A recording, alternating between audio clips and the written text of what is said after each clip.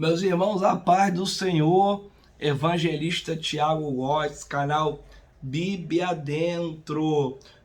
Hoje nesse vídeo eu venho aqui indicar para vocês duas obras maravilhosas, amém? Do Ciro Cibordi, amém? Esse grande escritor que nós temos, tá? Erros que os pregadores devem evitar, tá bom? Antes eu quero somente lembrar os irmãos que não se esqueçam de deixar o seu like. Eu conto muito com a sua ajuda, porque quanto mais o vídeo ganhar curtidas, mais o YouTube o expõe. Bom, o YouTube aumenta a divulgação dele e eu conto com você para isso. Lembrando a vocês que meu canal não tem patrocínio de ninguém, tá bom? É Deus no controle e a ajuda de vocês, meus irmãos. Então, não deixe de deixar o seu like, não deixe de compartilhar, meus irmãos. Você me ajuda muito, cada um de vocês que assistem. Compartilhar esse vídeo lá no Zap, nas redes sociais de vocês, no Instagram, tá bom? Vocês botam lá nos grupos de estudo, vocês têm grupo de estudo Escola Dominical, coloca lá canal Bíblia Dentro, tá bom? Meu canal cada dia mais vai dando estratégia, a gente vai colocando um projeto novo aí, mas tudo voltado para o ensino da palavra, tá bom? Tudo voltado para o ensino, tá? Então peço a você aí que não deixe de estar compartilhando, caso você caiu aí de paraquedas do nada, né, assistiu o vídeo, gostou, não deixe de estar se inscrevendo, ativando o sininho, tá bom? Canal Bíblia Dentro, Tiago Góes, tá? Que Deus vos abençoe, que Deus vos continue abençoando e não deixe de ir lá no Instagram também, Evangelista Tiago Góes Oficial, tá bom? Vamos lá, vamos pro vídeo? Hoje eu quero vir com indicação, uma indicação literária evangélica, e a minha indicação hoje é esse livro excelente, Erros que os Pregadores Devem Evitar, amém? Livro esse publicado pela editora CPAD, Casas Publicadoras da Assembleia de Deus, escrita por esse grande mestre, autor de várias obras de grande relevância, amém? Ciro Sanches Cibordi, amém? Lembrando a vocês que eu não ganho nada para estar indicando aqui livro nem de editora, nem de escritor nenhum. Eu tenho um prazer de poder estar auxiliando vocês que gostam e querem aprender da palavra. Amém? Eu tenho um prazer de estar indicando obras que eu li, gostei, me edificaram. Amém? E a gente vai passando para frente. Lembrando a vocês que o primordial é ler a palavra. A palavra é o que é mais importante. Você sempre está meditando nos versículos da Bíblia, na Bíblia Sagrada, tirar todo dia para ter aquele devocional, parar, se debruçar sobre a palavra, amém? Para que o Espírito Santo fale contigo, te dê lucidez, amém? Te dê estrutura. É a palavra que liberta, é a palavra que santifica, é a palavra que direciona. Ela é o princípio de tudo nas nossas vidas, amém? Sendo que Deus também levanta homens da sabedoria do céu para eles, para escreverem obras excelentes também, que nos auxiliam muitas vezes até na interpretação da palavra, amém? Muitas obras, muitos comentários bíblicos que são de suma excelência, assim como também outras obras, né, que tratam de assuntos variados, como por exemplo essa obra aqui, que é de cunho obrigatório para todo aquele, principalmente, que exerce o ofício de pregar a palavra de Deus. É bem verdade que não somente para o pregador, é uma obra obrigatória para todo estudante da palavra, para todo obreiro. Essas duas obras aqui são obrigatórias. Mas para quem exerce o ofício de ser um pregador, a responsabilidade aumenta, irmão. Amém? Porque o pregador da palavra, ele tem a missão de transmitir aquilo que as escrituras, né, estão nos ensinando, estão dizendo. É uma tarefa árdua, difícil e de grande responsabilidade. Eu costumo dizer e falo de maneira bem clara que não se coloca qualquer um no altar para pregar a palavra.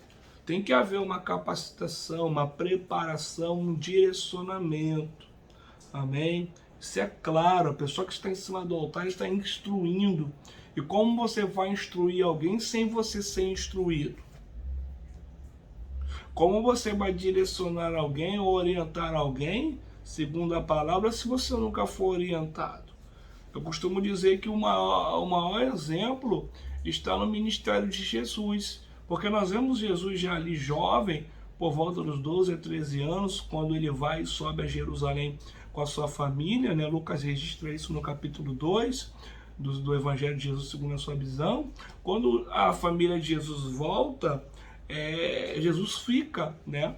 Ele fica lá, a sua família não percebe, e quando percebe, quando eles voltam, eles vão encontrar Jesus, depois de alguns dias eles encontram Jesus dentro do templo, com os mestres e com os doutores. E repare que isso está registrado em Lucas capítulo 2, no versículo 46 e no versículo 47. No 46, Lucas registra que Jesus estava sentado, ouvindo e interrogando aqueles mestres. E no 47 é que Jesus começa a falar, e quem ouve fica admirado com a sua sabedoria. Repare que o próprio Jesus, né, o próprio Verbo, né, olha o exemplo, ele está no 46, sentado, ouvindo e interrogando. Só no versículo 47 que ele vai abrir a boca para começar a falar. O próprio Jesus mostra para a gente a importância de se aprender, de se sentar para ouvir antes de se levantar para falar. E a falta disso nos nossos altares hoje em dia, onde muitas pessoas estão sendo colocadas, né, no ofício da pregação, como se a pregação virasse moda. Infelizmente, essa é uma realidade. Você não vê pessoas indo para o evangelho, e hoje em dia os ministérios instantâneos, né, uma coisa rápida.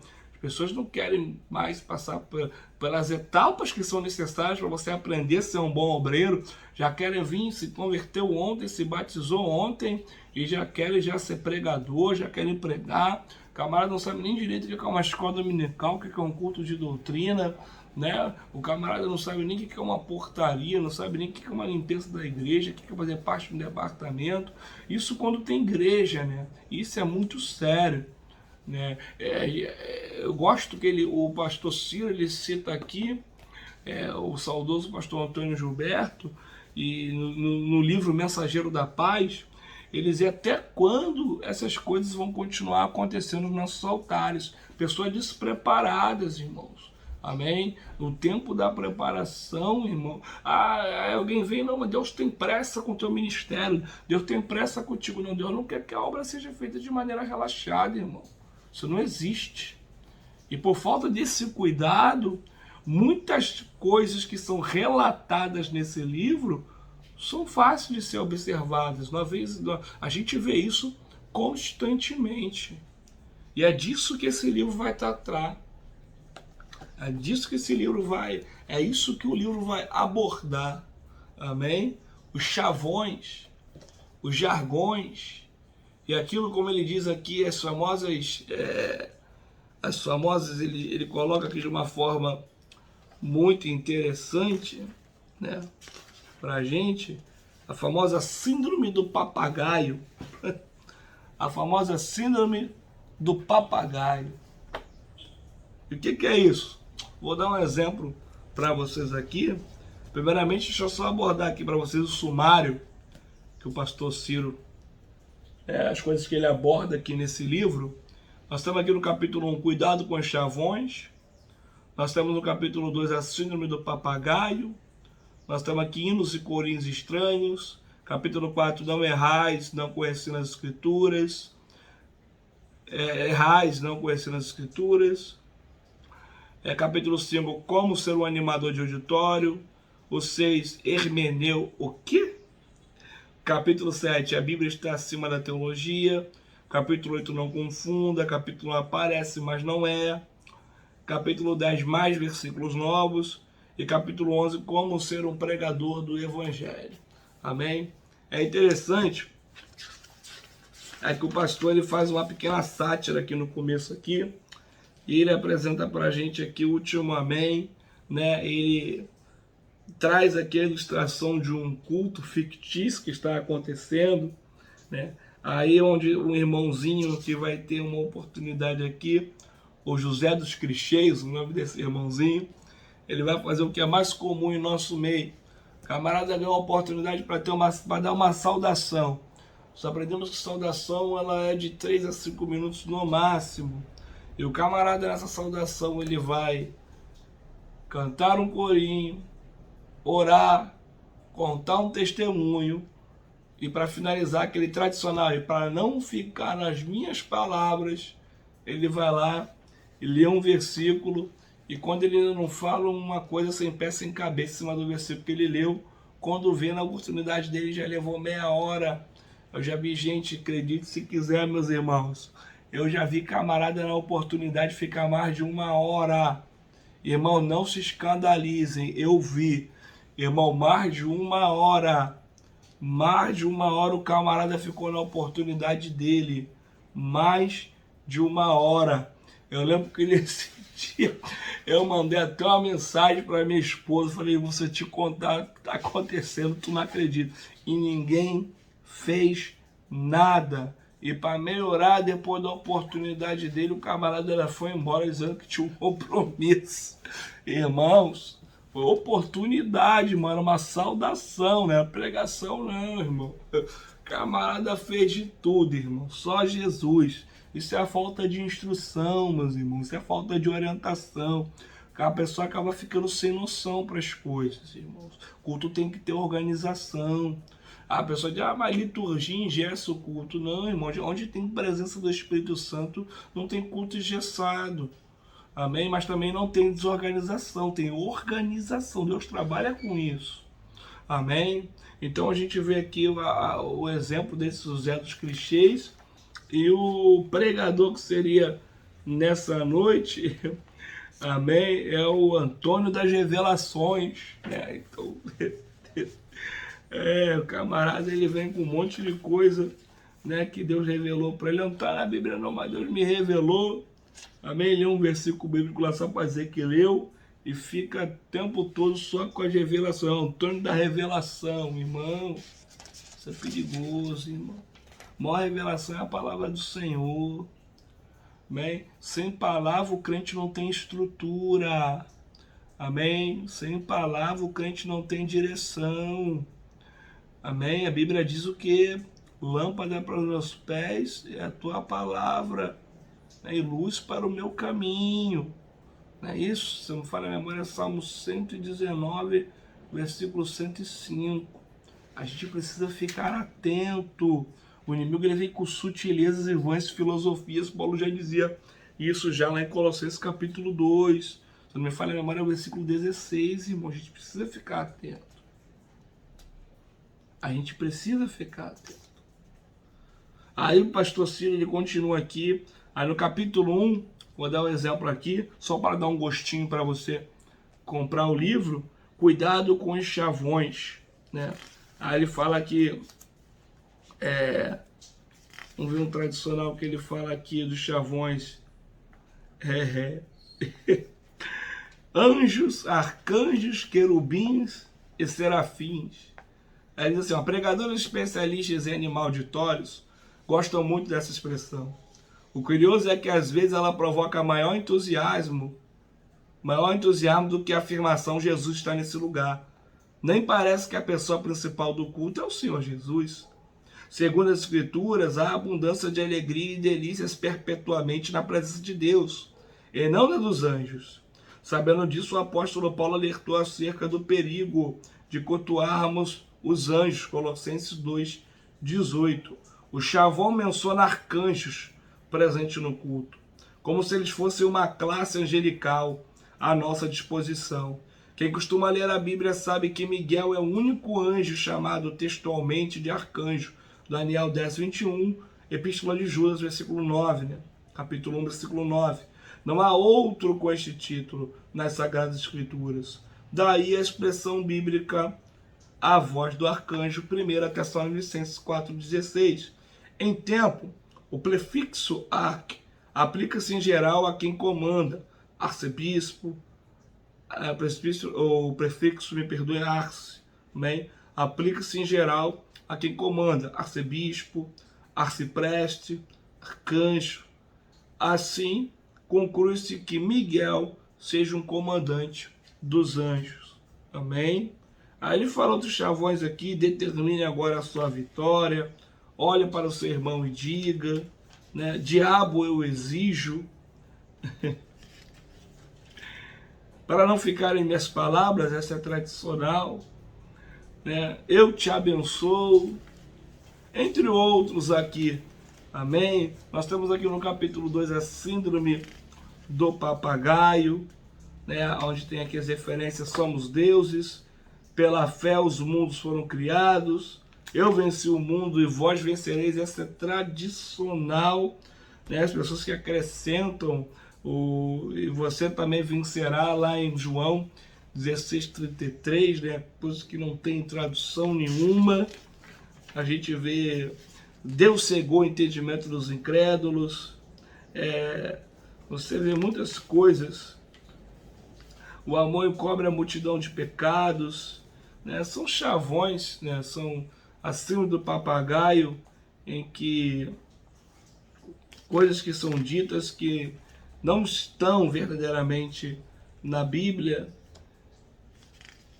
E isso é tremendo. Isso aqui nos orienta, nos ensina bastante. Tem aqui, ó, hinos e corinhos estranhos, tá bom? Tem aqui a pergunta: o diabo tinha chaves? Tem aqui também festa no inferno, né? Você vê Cristo venceu na cruz, né? Como lê isso aqui? Ó, na cruz Jesus bradou: está consumado. Foi por isso que o diabo tentou impedir que o Senhor morresse crucificado. Ele quis matá-lo antes, por diversas vezes, para que Jesus não morresse de forma sacrificial. Não conseguindo seu intento, o inimigo influenciou a Pedro, que tentou induzir o Senhor a não morrer na cruz. Porém, ele respondeu-lhe: para trás de mim, Satanás, que me serves de escândalo, porque não compreendes as coisas que são de Deus, mas só as que são do homem. Mateus 16:23. Insatisfeito, o inimigo induziu as pessoas ao redor da cruz a insistirem para que o Senhor descesse dela. Mateus 27:40-44. Mas ele veio para morrer por nossos pecados, e isso já estava determinado. Né? Abre aspas: Cristo morreu por nossos pecados, segundo as Escrituras, fecha aspas, 1 Coríntios 15:3. Jesus é o, abre aspas, o cordeiro que foi morto desde a fundação do mundo, fecha aspas, Apocalipse 13:8. Ele não morreu na cruz porque quiseram crucificá-lo, muito menos porque o diabo quis matá-lo. O Senhor veio para morrer em nosso lugar. Por isso, o Pai me ama, porque dou a minha vida para tornar a tomá-la. Ninguém me a tira de mim, mas eu de mim mesmo a dou. Tenho poder para tornar a tomá-la. Este mandamento eu recebi de meu Pai. João 10:17-18. É claro que o triunfo de Cristo na cruz não seria completo se ele não tivesse ressuscitado. 1 Coríntios 15:17-20. A nossa redenção tornou-se possível mediante 3 bênçãos: a encarnação, a crucificação e a ressurreição de Cristo. Contudo, a morte expiatória do Salvador é a grande ênfase da palavra de Deus. Você vê isso em Isaías 53, o cântico de Paulo ali em Filipenses 2:5, o cântico dos cristãos, em Filipenses 2:5-8, e 1 Coríntios 1:23. Wisby escreveu: a obra de Cristo na cruz era uma obra eterna, planejada desde antes da fundação do mundo, e o tempo não pode afetá-la. Ele morreu por todos os pecados de todas as pessoas de todo o mundo. Ao abrir seus braços na cruz, alcançou Adão e os demais seres humanos até o final da história da humanidade. Ele carregou o fardo de nossos pecados, de uma vez por todas. Por que o apóstolo Paulo pregava Cristo crucificado? Porque a palavra da cruz é loucura para os que perecem, mas para nós que somos salvos é o poder de Deus. 1 Coríntios 1:18. A morte na cruz e o sangue de Cristo representam a vitória sobre o pecado. 1 Pedro 1:18-19, Apocalipse 5:8-10.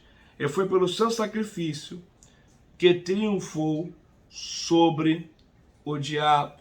Amém, meus amados? Essa é a colocação perfeita, clara, bastante expositiva, bastantes versículos bíblicos que apresentam de maneira clara o que significa a obra salvífica, né? A redenção, né?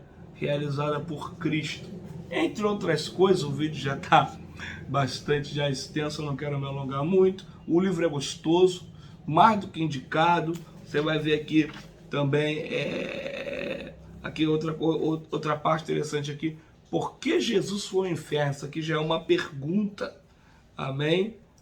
E você vai ver de maneira clara, lúcida, o que pastor Ciro expõe sobre isso, tá bom? Então você vê aqui no primeiro volume 11 capítulos, tá bom? E o segundo volume também não foge também, é a mesma coisa, só que são mais erros que os pregadores devem evitar. Vou aqui falar rapidamente aqui do sumário, tá bom? Para vocês. Ó, aqui continua a síndrome do papagaio e da maritaca, capítulo 2, a junção, capítulo 3, mais hinos estranhos, capítulo 4, não trapaceis o que está escrito, capítulo 5, o pregador e a hermelética, capítulo 6, procura-se pregadores como Estevão, capítulo 7, que culto é este vosso, capítulo 8, quem disse que não podemos julgar, capítulo 9, coisas que a Bíblia não diz, capítulo 10, porte e postura, capítulo 11, Jesus, o maior pregador que já existiu. Bom, esse é o volume 2, mais erros que os pregadores, amém, devem evitar, tá bom? Aqui erros que os pregadores devem evitar e aqui mais erros que os pregadores devem evitar. Pastor Ciro, é da editora CPAD, mais do que indicado, é uma obra que você não pode deixar de ter na sua biblioteca. Eu já li, já reli, eu já tenho essa obra aqui já há algum tempo. E lembrando que o pastor Ciro ele é autor de outras obras, erros escatológicos que nós devemos evitar, erros que os adoradores devem evitar. Tem lá também Procura os Pregadores como Paulo, muito bom também, um livro também de excelência, mais do que indicado também, tá por aqui, muito bom. Tem também Paulo, príncipe dos pregadores, tem sobre João Batista, ele também é um dos escritores da teologia sistemática pentecostal, ele é um dos autores que ali está, uma gama ali enorme de autores ali, pastor Antônio Gilberto, pastor Helena Cabral, pastor Ezequiel Soares, Ezequiel Soares. É uma obra assim tremenda, tá bom? Então você que quiser, tá? Mais alguma indicação, você bota no seu comentário aí, tá? Você quiser indicar algo também, alguma obra que eu deixei de mencionar aqui, são várias do pastor Ciro, pode comentar aí, coloque aí, tá? E que Deus possa continuar abençoando a cada um de vocês, tá bom? Você que exerce a função de ensinar a palavra, professor de escola dominical, pregador, irmãos, você que ministra louvor, você que tem que sempre dar uma ministração antes de começar a louvar, você tem que estar pautado nas escrituras, na palavra de Deus, amém? Você tem que buscar sempre estar aprendendo, tá? Então, o princípio é a palavra, nosso maior professor é o Espírito Santo, mas a gente tem que fazer a nossa parte também, ler bastante a Bíblia, meditar, e se você puder estar sempre comprando bons livros, tá? Você compre, guarde um dinheirinho de pouquinho em pouquinho, dá para você estar ali sempre estar adquirindo uma boa obra, tá? E minha indicação tá aqui, tá? Erros que os pregadores devem evitar. Que Deus vos abençoe. Lembrando a vocês, não deixem de deixar seu like, tá bom? Não deixem de compartilhar, tá me auxiliando aí. Eu conto com você nessa corrida, nesse dia a dia aí, você divulgando aí o meu canal, o canal Bíblia Adentro, Evangelista Thiago Góes, tá? Fique na paz. Se teve algum erro, eu peço desculpa aos irmãos, tá bom? A gente está aprendendo aí, sou mesmo que edito, sou mesmo que faço tudo e a gente vai aprendendo a cada dia mais, dentro do tempinho que a gente tem aí. O tempo é curto, mas Deus está no controle de tudo, tá? Que Deus vos abençoe. Não deixe de seguir lá nas redes sociais não, no Instagram, no Facebook. Deixe de divulgar o meu projeto de ensino também, não, Bíblia Adentro, que é o meu curso bíblico de ensino. Deus tenha abençoado, tá? Você que quiser ir também, procura aí, chama lá no Zap lá, tá? Bíblia dentro, teologia sistemática básica e síntese do Antigo e do Novo Testamento, tá? Que Deus vos abençoe, fica na paz, até o próximo vídeo, meus irmãos. Amém.